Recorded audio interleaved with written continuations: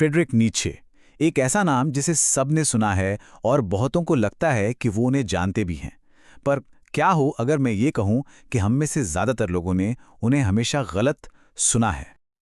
अब ये सवाल ही अपने आप में थोड़ा अजीब लग सकता है ना? कि भाई एक दार्शनिक की आवाज़ कैसी होनी चाहिए। लेकिन यकीन मानिए, इतिहास के सबसे ज़्यादा गलत समझे गए विचारकों में से एक को समझने के लिए शायद यही सबसे ज़रूरी सवाल है। देखिए, अगर आपने कभी भी फ्रेडरिक नीत्शे को ऑनलाइन खोजा है, तो एक बहुत ही कह सकते हैं खास तरह की छवि सामने आती है। हाँ, ये वही छवि है, एक उदास से भविष्यवक्ता की। जरा सोचिए उन लंबे लंबे यूट्यूब वीडियोस के बारे में। एक गहरी, गंभीर, दमदार आवाज जो नीत्शे के विचारों को इस तरह पेश करती है मानो दुनिया का सारा बोझ उन्हीं के कंधों पर हो। अगाध गर्त, संघर्ष, गहन उदासी, यही सब सुनने को मिलता है। लेकिन असल सवाल तो ये है कि क्या नीत्शे सच में इसी तरह सुने जाना चाहते थे? क्योंकि हकीकत यह है कि नीत्शे खुद किसी और ही चीज को लेकर जुनूनी थे। इस बात को लेकर नहीं कि उनके विचार क्या हैं, बल्कि इस बात को लेकर कि वो सुनने में कैसे लगते हैं। और यहीं से हम एक बहुत ही दिलचस्प मोड़ पर आते हैं, नीत्शे के संगीतमय दर्शन पर। उनके लिए फिलॉसफी सिर्फ लिखे हुए शब्द नहीं थे, नहीं, ये तो एक म्यूजिकल कॉम्पोजिशन थी। जैसा कि उन्होंने कहा, संगीत के बिना जीवन एक भूल होगी। और मजे की बात देखिए, जिस तरह का संगीत लोग अक्सर उनसे जोड़ते हैं, वो भारी भरकम, नाटकीय, वैगनर वाला स्टाइल, नीत्शे ने उसे सिरे से खारिज कर दिया था। इसकी ठीक उलट उन्हें पसंद था बिजिट का ओपेरा कार्मेन, जो हल्का फुल्का है, हाजिर जवाब है और सुरीला है। मतलब जर्मन भारीपन के बजाय फ्रांसीसी नफासत। तो उन्होंने संगीत से सिर्फ प्रेरणा ही नहीं ली, बल्कि संगीत के कॉन्सेप्ट्स को, खासकर डिसोनेंस यानी असंगति के आइडिया को सीधे सीधे अपनी लिखाई में इस्तेमाल किया। उनकी लिखाई अक्सर एक तनाव पैदा करती है। वो पढ़ने वाले को एक आरामदायक, सुलझे हुए जवाब की तरफ खींचते हैं, और ठीक जब आप वहां पहुंचने वाले होते हैं, वो उसे एक नई, चुनौती भरी असंगति में बदल देते हैं।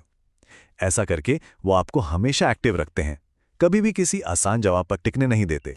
यही संगीतमय अप्रोच उनके सबसे मशहूर मेटाफर्स में से एक को समझने की चाबी है, हथौड़े से फिलॉसफी करना।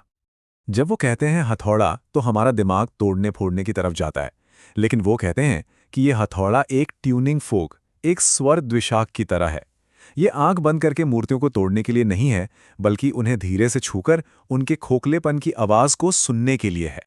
जैसे वो निराशावादी ज्ञान की मूर्ति पर इस हथौड़े से थपथपाते हैं।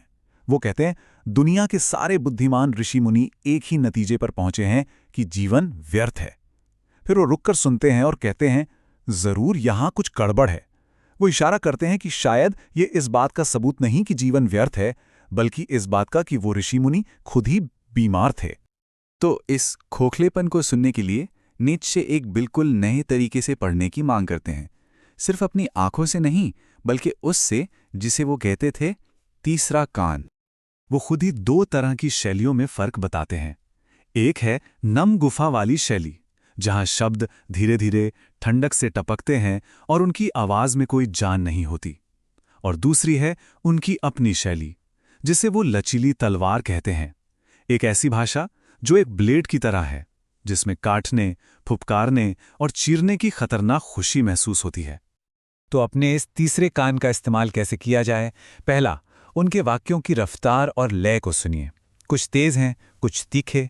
दूसरा, उस इमोशन, उस आंतरिक तनाव को महसूस करने की कोशिश कीजिए जो वो अपनी स्टाइल से पैदा कर रहे हैं।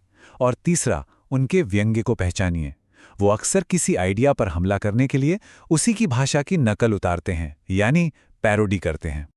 और जब हम इस तीसरे कान से पढ़ना शुरू करते हैं, तो आखिरकार एक ऐसी फिलॉसफी सामने आती है जो भारी भरकम और स्थिर नहीं है, बल्कि एक ऐसी फिलॉसफी है जो चलती है, जो गति में है। ये हमें ले आता है दार्शनिक की आखिरी छवि पर, एक नर्तक के रूप में। नीत्शे खुद कहते हैं, मेरी शैली एक नृत्य है।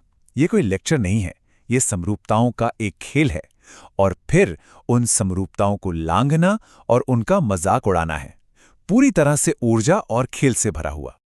और ये सोच सीधे तौर पर उनके एक और मशहूर विचार से जुड़ती है, वो कहते थे कि गधे की तरह मेहनत करना पवित्र आत्मा के खिलाफ पाप है। उनके लिए सिर्फ उन्हीं विचारों की कोई कीमत थी जो चलते फिरते आते हैं। सच्चा दर्शन एक्टिव होता है, जिंदा होता है। तो सबसे गहरी सोच के लिए चाहिए हल्के पैर। ये वो गुण है जिसे उन्होंने दैवत्व का पहला गुण कहा था। तो उस अगाध गर्द के भारी भरकम जूतों को भूल जाइए। नीचे के लिए असल ज्ञान और दिव्यता तो हल्केपन और फुर्ती में है। तो ये सब हमें एक आखिरी सवाल पर लाकर छोड़ देता है। अगर विचारों की भी अपनी एक शैली होती है, एक आवाज होती है, तो जिस तरह से हम उन्हें सुनते हैं, क्या वो उनके मायने नहीं बदल देता? तो सोचिए, शायद वो गंभीर गहरी आवाज वाला यूट्यूब नैरेटर नीत्शे के विचारों को पूरी तरह से गलत पेश कर रहा है। इसलिए नहीं कि वो शब्द गलत पढ़ रहा है, बल्कि इसलिए कि वो उनके संगीत को पूरी तरह से नजरअंदाज कर रहा है।